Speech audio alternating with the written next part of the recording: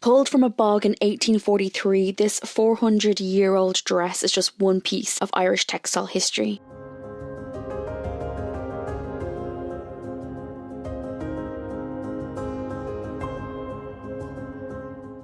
On a recent trip to the National Museum of Ireland, I met up with textile archaeologist Ryan Koenig to talk through his recreation of the Ballybunion cap. 22 participating groups helped Ryan recreate this late 16th, early 17th century cap. So I sat down there for probably 8 hours, counting each stitch, counting each increase, seeing how it was made. And it's an incredible piece because the thing is, a lot of these caps were made by women and children. Some of them were paid as low as 1 pence a week. But the main thing that we found out through the research is that you didn't have to be knitting for 20 years. These people only had to be knitting for at least a year to be able to pull out this cap. And that cap doesn't have a single mistake on it.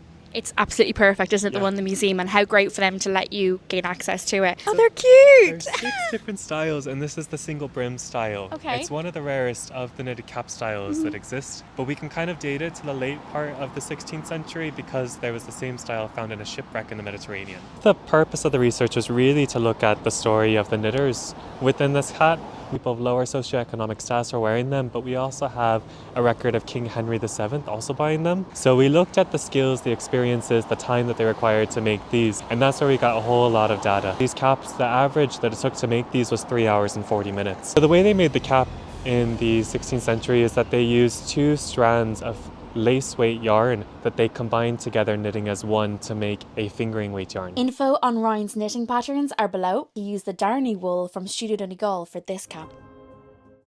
Upstairs in the National Museum of Ireland Archeology lies a display, an exhibition of clothing found in the bogs of Ireland, and amongst it is the Shinrone Gown. The almost complete late 16th to early 17th century wool gown has been stained from its time in the bog, which was found here at Cangort Bog, just outside the town of Shinrone, right on the border between Offaly and Tip. Its survival is not likely because it was some kind of coveted heirloom, but that it was actually probably owned and placed there by somebody wealthy enough to have such a weighty gown created for them. The quality of the dress survives time thanks to the anaerobic or preserving qualities of the bog, even if the owner's name does not. There are several theories regarding its creation and purpose, and they tend to lean towards a gown made for protection against the damp, cold conditions of living in Ireland. These arguments are supported by the fact that the gown was found devoid of jewels or accessories. There's no adorned belt or silk scarf, which was worn by the wealthy, to cover what's referred to as the showing bodice. This very open bodice, which you see here, would have had underneath a léine. The replica is now on display underneath the dress, with quite voluminous sleeves, and every part of the dress was actually created using a triangular gore. You can see how this was used to create what was referred to as a hanging sleeve, so coming from the shoulder and then connecting at the wrist. The almost ankle length full skirt is actually made up of 23 triangular gores, which are triangular pieces of cloth sewn together, measuring 6.86 metres at the bottom without the hem. The folds of the gown were actually formed by vertical welts sewn at intervals on the inner face, with thick wool thread in a coarse tacking stitch. You can see it a bit more clearly from the back. The spacing was such that each gore had 4 folds, with one fold concealing the seam joining the panels. The result? A skirt with a whopping 92 folds, each about 7 centimetres wide near the hem and 5 centimetres at the top. That somehow doesn't drag along the ground. And only through dress reconstruction, it was revealed that the darts at the back aided in hiking up the skirt length, obviously adjusted to allow for a pregnancy. What is left of this dress is nothing if not truly impressive. Despite fragments of the right hanging sleeve you can see here missing, the bottom of the skirt at the front is actually slightly damaged, and you can see it here, what appears to be 19th century stitching to try and save the dress, which actually ended up weakening the fabric when it was discovered after 1843. Despite all this, it is a rare example of what dress was like in Ireland over 400 years ago.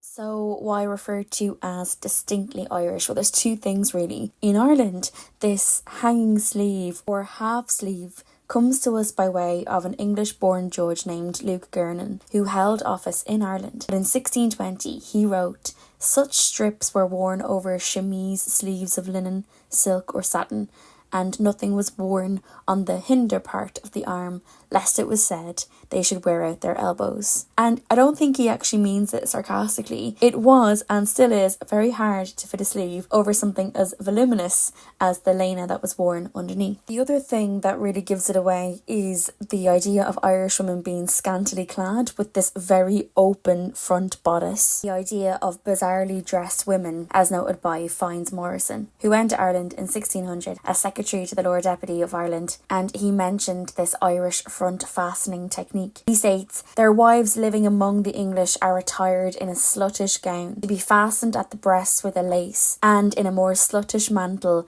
and more sluttish linen." Of course, sluttish here formerly referring to laziness and later then gaining sexual connotations. But it is clear that Irish women were perceived as dressing poorly. The sheer quality of tailoring creates support within the gown, so I would have to absolutely disagree with the commentators at the time.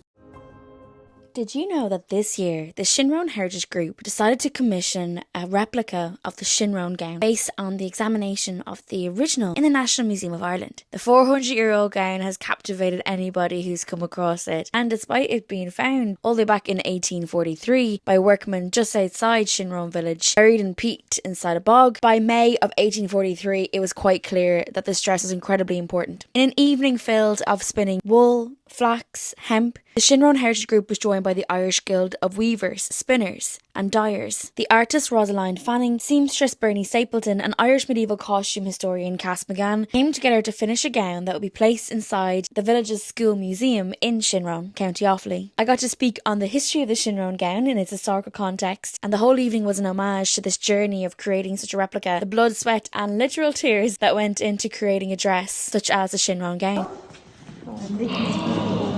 Wow. The intricacy of the gown was talked through by Bernie. How hard it was to form vertical welts sewn at intervals on the inner face, and working with a very thick wool that was thread in a coarse tacking stitch. Not to mention, each fold had to conceal the seam. A whopping 92 folds was recreated painstakingly. The gasps that occurred after revealing a 400-year-old replica of a dress was understandable. It was an incredible night to be part of, an homage to Irish materials, craftsmanship and history. It's only fair that I cover the menswear found in bogs as well. Like, for example, this entire 17th century woolen outfit, which was cut from a body found in Cullery Bog in County Sligo all the way back in 1824. The full woolen suit consisted of coat, trews and a cloak, which you can probably see a little bit better here. It's in a semicircle shape with the long side worn around the shoulders. Along with the pair of shoes, the upper part made from a single piece of leather. The trews were actually made in two different parts. The check fabric on the legs was actually seamed from the back, and the upper part then is seamed at the sides. This is what they would have looked like on, and the checkered fabric part of the leg would have been quite close to it because it was cut along the bias. Finishing at the heel and instepped with this scallop edging and a strap then going underneath the foot to hold the trousers in place, almost like stirrup pants today. And of course, thanks to the dyeing nature of the bog, it is very hard for us to tell what colour they would have been, but some historians have suggested that they may have been saffron and black. When they found the body, it was beside a long wooden staff and a small leather bag with a single silver coin and a ball of worsted wool. Was he selling the yarn? Was he one of those professional male knitters that were around in the 17th century? We may not know, but the entire outfit and the entire exhibition on clothes found in the bog is well worth a visit.